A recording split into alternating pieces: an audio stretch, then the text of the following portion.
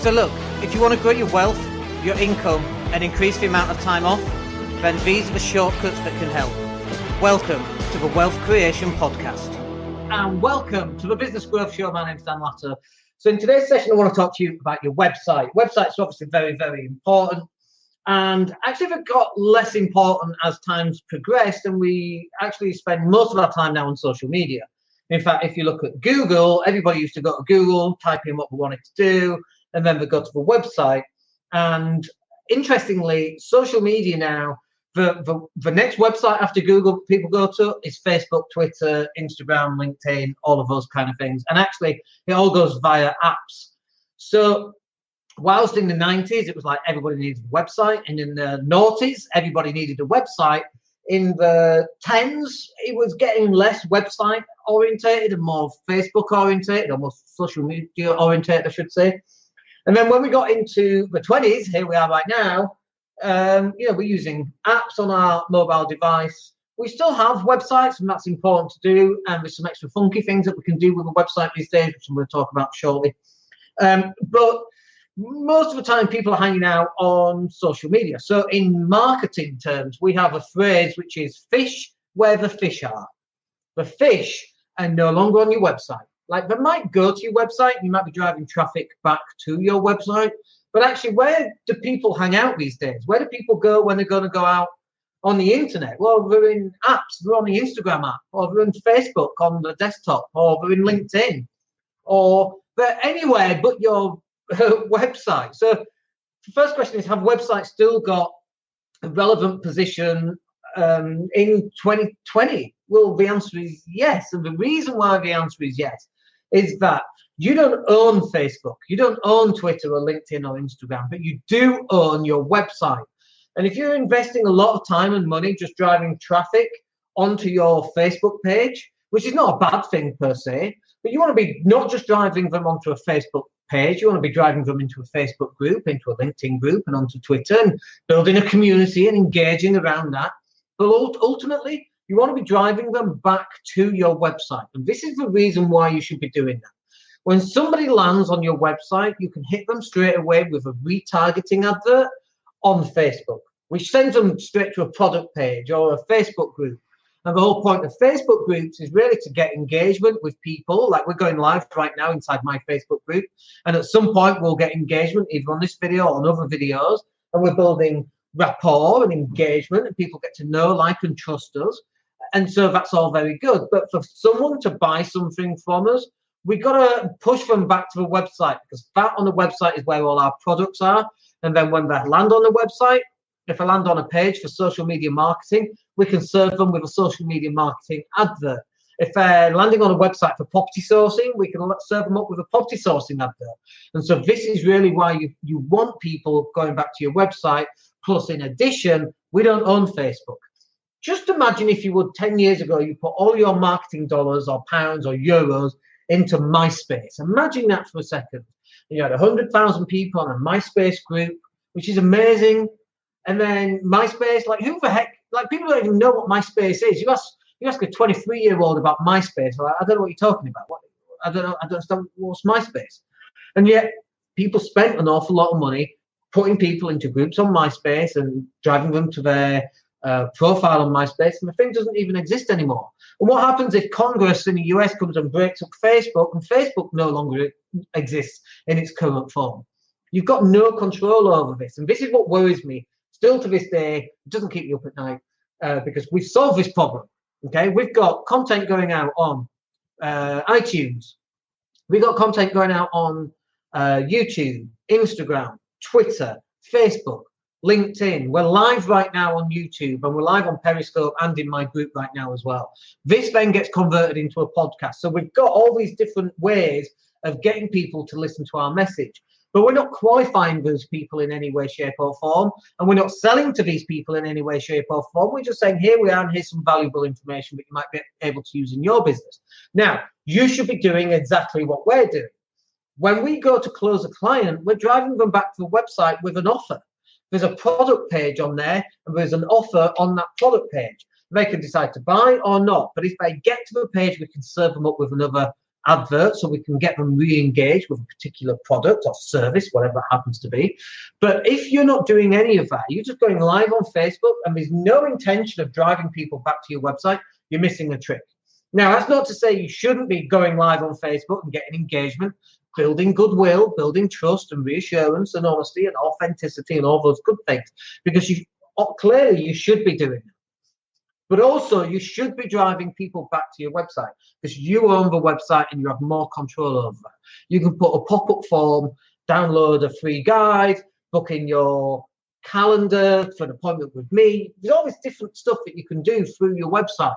But you should be driving people from social media, from iTunes, from YouTube, always driving them back to your website. So then once they're on your website, you can send them where you want to go to. You can see what the stats are. You can see how well people are engaging with your content, or how many people are clicking the links, or how many people, or I should rephrase it, how long people are staying on your website. In the 90s and noughties, it was always about having a sticky website, which meant people stay on your website for as long as possible. Now, clearly, in 2020, that's not as relevant because people going on your website, they do 1 or 2, 3 pages maximum, and then they go back to Facebook. They go on somebody else's website, they do 2 or 3 pages, they go back to Twitter. They go on somebody else's website, 2 or 3 pages, they go on to LinkedIn, Instagram, YouTube. And if you're not on YouTube, if you're not on Instagram when they're coming off your website, you've missed a trick. And the key here is you've got to put out a significant amount of content. You've got to be in all places at all times. Omnipresent, rather, I should say. Omniscient means all-knowing. Omnipresent means everywhere all at once. You've got to be everywhere. I remember one of our landlords, going back 15 years ago, so it's before Facebook, before social media, but he said to me, one of the reasons we use you, Dan, for renting our properties, everywhere I went on the internet, there you were. The lettings agency, and we owned Google, by the way, in Leeds in these days. We were driving 35,000 unique visitors a month back to the lettings agency website. And all of this was through keyword optimization, by the way, because social media didn't really exist back then. We had no choice then to do this. If you type nightclubs in Leeds, my page was #1 for nightclubs in Leeds. And people go, well, what's the point of that? You're a letting agent. The idea is if you got someone coming up from London or Southampton or Plymouth or whatever, and they're coming up to Leeds as a student, guess what we're going to look at? Nightclubs in Leeds. And there we are giving our viewpoints. Obviously, we have to test them, giving our viewpoints and all of them. And if some of those people stayed and clicked the links and went and looked at properties, 1 or 2 of those people might have rented a property. This is how we got 35,000 unique visitors a month going back to our website. And obviously right now, things like service accommodation, short-term lets, we call them, going back 10, 15 years ago. We used to own the first page of Google. We had various websites set up. We don't have them anymore. Various websites set up so that we owned first page of Google. So when you type service accommodation, you got us. When you typed in short-term let leads, you got us. Obviously now there are apps around, so you now just go to one single place and you have all of the service accommodation there. And it's the same with car buying, and it's the same with Rightmove. You've got Auto Trader for cars, you've got Rightmove. And if those exist, then your business needs to be on those. But in addition to that, you can't just stop there.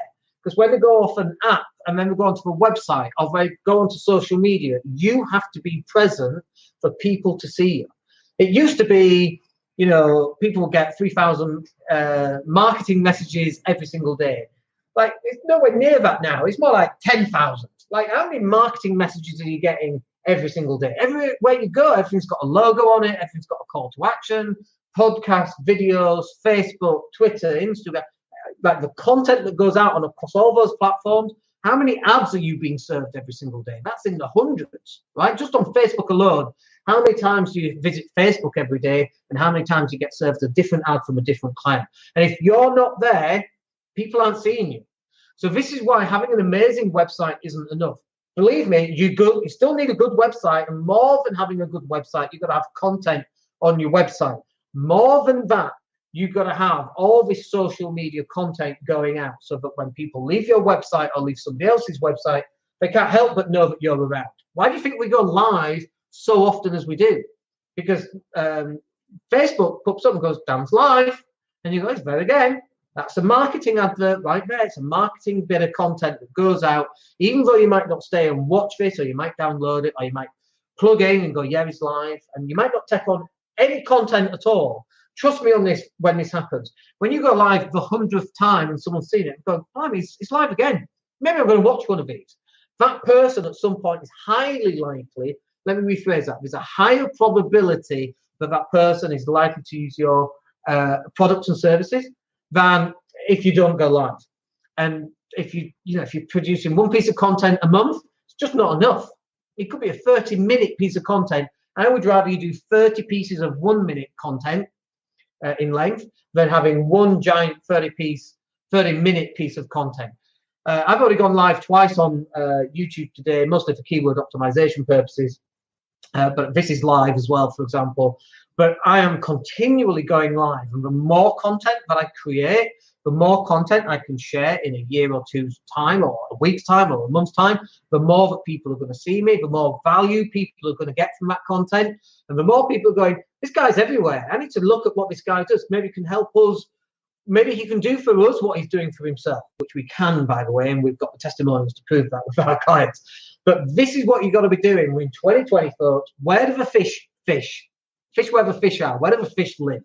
The fish live on Facebook, Twitter, YouTube, podcasting. They're in Facebook groups. They're in LinkedIn. They're on all these different places. They're on your website. You're in, YouTube Live. You've got to be putting the content out so that people can see your content. And when you've got enough content out there, then you can get content that you've already done. You can start posting that out on social media and constantly giving out value such as this. People watching this are going, this is a really good reminder of what I need to be doing, but I just haven't got the time, which is fine. That's not a problem. We use the 90-10 rule. The 90-10 rule is you do 10%, we'll take that 10%, and we'll formulate a 90% of content out of that 10%, and then we'll schedule it and it goes out. So that when people on your competitors' websites, they go back on Facebook, they see you. And then they click the link, they go to your website, they go onto Instagram. Guess who they're going to see? They see you in the feed. And this is what's really important, because Facebook's a little bit different with the algorithm. Facebook tends to show you the same things over and over again. On Twitter, it's just a feed. I've got 14,000 people on my Twitter feed, and their Twitter feed, it goes so fast, and it doesn't generally show the same content again and again. Gary Vee posts every minute on Twitter. Literally every single minute on Twitter, Gary Vee's posting something. You can't do that on Facebook because it overwhelms the algorithms, but understanding what the difference between these is really important. But I'd rather you overwhelm the algorithms and do one piece of content every single month, because you ain't going to get anywhere with just a single piece of content every month. It's 2020. This, if you're watching on YouTube right now or watching in the Facebook group, this is modern day TV. If you're listening to this as a podcast, this is modern day radio show. People listen to this. In fact, one of our clients just got in. This is funny. One of our clients just got invited to a birthday party from one of the mums at her children's school. And the reason is, they don't speak. The reason is she was listening to my client's podcast while she was cooking in the kitchen. Feels like she knows her, and invited her to a kid's birthday party. I mean, how cool is that?